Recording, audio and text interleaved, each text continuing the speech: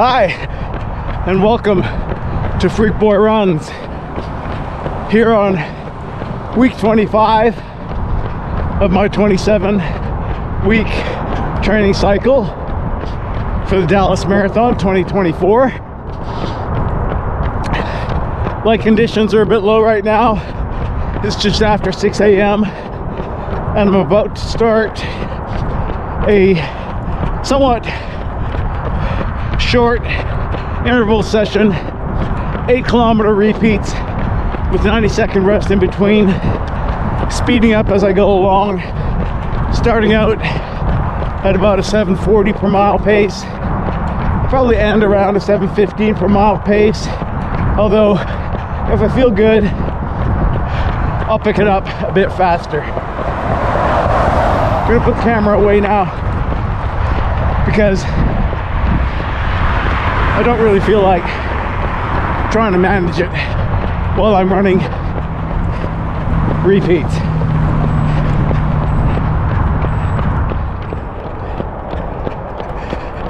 Eight-kilometer repeats complete. It's not a bad session. The weather is really cool. Started out at about 39 degrees Fahrenheit. It's maybe 4 degrees Celsius, something like that. Yeah, I executed fairly well on these. My first two were very close to the same. I'll have to check, see if I was maybe a partial second faster on the second one, I'm not sure. But then I steadily upped my pace.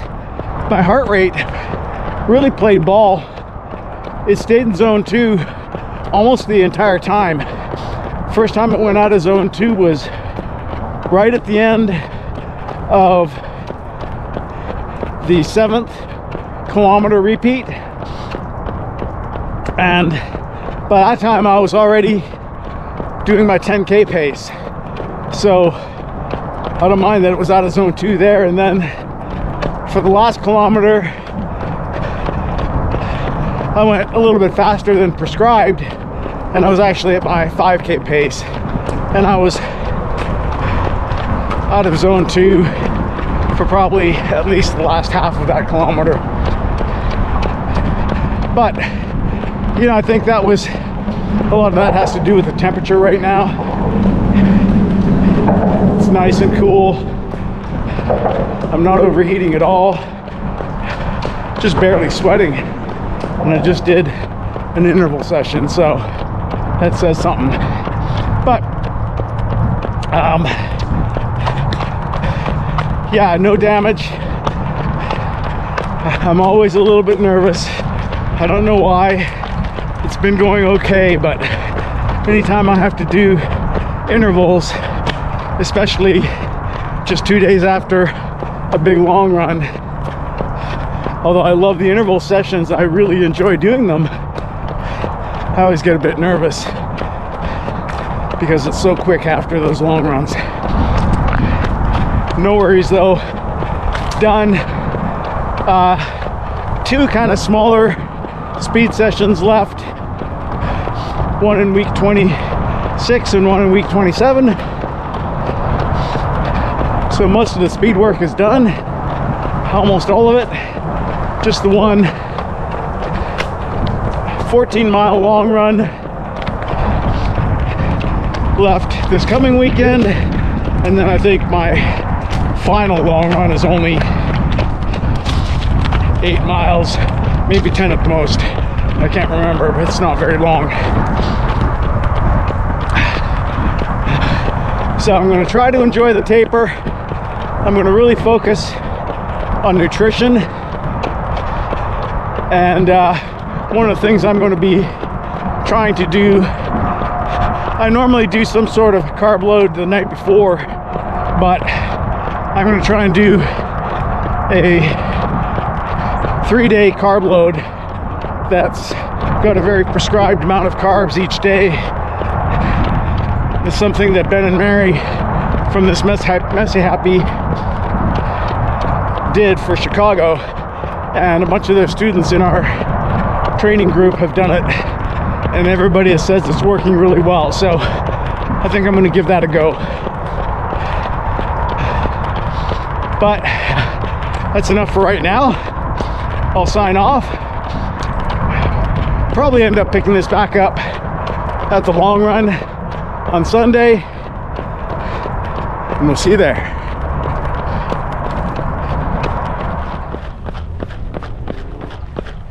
It is a brilliant Sunday morning. Amazing day for a long run. Coolish. It's around 41 degrees Fahrenheit right now, 9 degrees Celsius. I actually think though I might be slightly overdressed with my long sleeves, just because while it's cool right now, it's going to be warming up actually pretty quickly. But that's okay. It's not a very long run as far as long runs go today. Just 22 kilometers, 14 miles. And I've got just one hot spot in the middle, 6 kilometers long, where I got to run marathon pace, and then the rest of it is easy pace. So relatively low-key long run today. Still 14 miles, just not nothing, but compared to the monsters I've been doing for the last 6 weeks leading up to this, it seems kind of minimal. Anyway, I will pull the camera out during the hot spot, get one more practice session doing that before the marathon, and then if I think of anything else I want to bring up along the way, I'll do that as well. So for now, putting the camera away. We'll see you in a minute.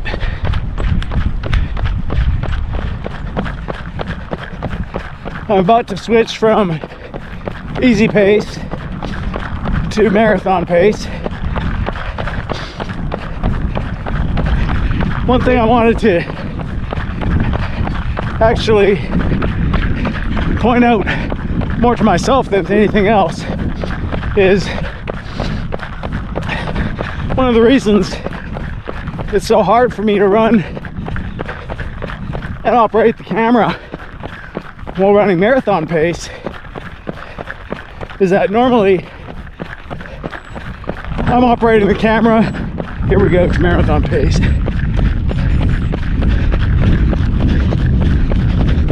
Normally I'm operating the camera running in zone 1.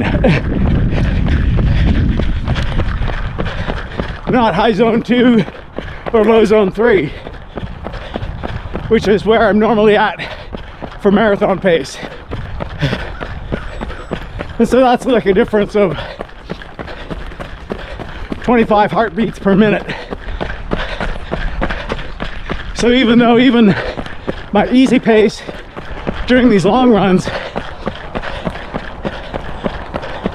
is in zone 2, is middle of zone 2, and still 15 to 20 beats higher than I would be doing when normally operating the camera. So that's more for me than anything else to realize why it's so difficult. Put it away and concentrate on my pace now. Just about done, 12 miles. And I think I'm going to do something impromptu that I hope I don't regret. And that is add an improvised hotspot at the end. 2 miles, just over 3 kilometers. Just because my energy is good. And this hasn't been that much of a challenge yet. Like I said, I hope I don't regret it.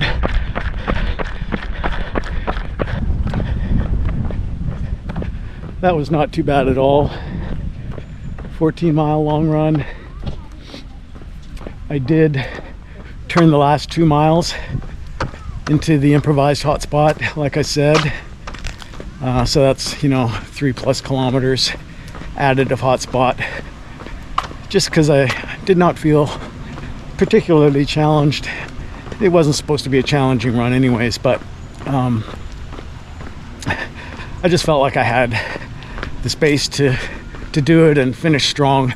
I always like to finish strong, just as a, you know, little mental game that I play with myself, just to always have that thought in my mind that I can finish strong. So that went well. The hotspots themselves, the actual paces I was running, I went a little bit faster than what I was considering the, you know, top end of the range for where I'm considering putting my marathon pace. And that range again is between 7 minutes and 30 seconds per mile and 7 minutes and 40 seconds per mile.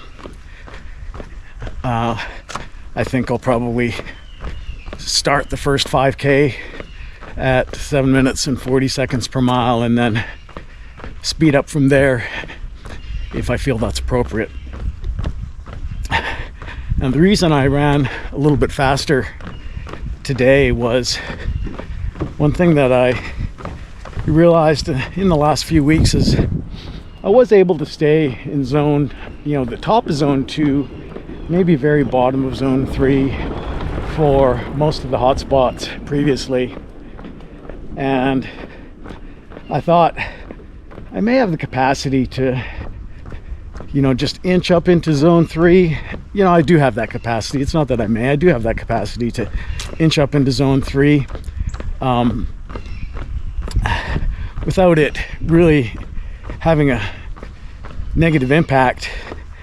And I just wanted to test myself a little bit to see if I've got a little space at the top end. Not that I would try that early on in the race, but to know that I might have that in reserve at the end. And so I just did those 6 kilometers. The mileage pace was about 7 minutes and 25 seconds per mile. I've got the actual, let's see here if I can read it. The actual numbers here. So the first kilometer of the 6 kilometers of hotspot I did in 4:37.8. Then I did a 4:35.9. There were 6 of them. And then I did a 4:35.5. The fourth one was 4:35.3. And then I did 4:37 flat. And then the 6th one was a 4:32.2. And then for the couple of miles that I did at the end, where I sped back up again to marathon pace, or marathon pace plus, if you will, I did a 4:37, a 4:31, and a 4:25. So yeah, I mean, all of those were, you know, a little bit faster, but they all felt pretty good. And you know, I think if I'm in the last 10K and I'm feeling good, that's not out of the question. So it's just more confidence building for myself for the race, and I'm feeling pretty good. I didn't really have any issues No aches and pains today at all. The hamstrings, I don't want to say they're perfect, but because they're not, but they're feeling pretty decent. Just a little bit of tightness. I had a sports massage just earlier in the week, and I think the timing for that was good. You know, just 2.5 weeks out from the marathon. You don't want to do it too close to the marathon, but getting that just right at the beginning of the taper, I think, was good timing. So that felt good. Made my legs feel good. I've run probably a little bit more than the plan calls for this, you know, third week from the end. But I typically am a volume guy, so 67 miles I think this past week, and I'll be cutting that back down significantly for the last 2 weeks, and especially the final week. I'll likely not really get over 40 miles in that last week, I don't think.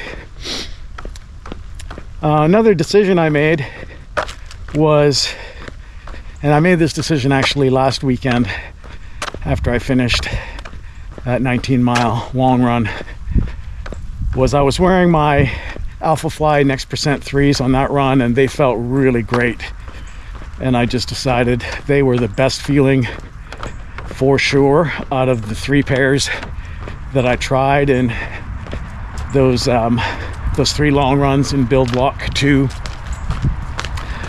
The first pair that I tried for the 35-kilometer run were my Nike Vaporfly Next Percent 3s, and my original plan was those were going to be the go-to shoes for the race.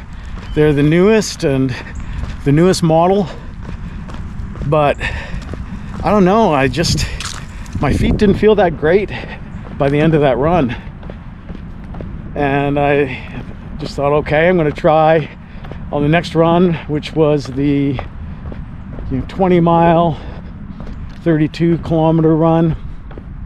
I did the Nike Vaporfly Next Percent 2s, and they felt better. That was the day that I was having probably more aches and pains than any other long run, but I don't blame the shoes. And then last Sunday, I wore the Nike Alphafly Next Percent 2s, and they just felt fantastic.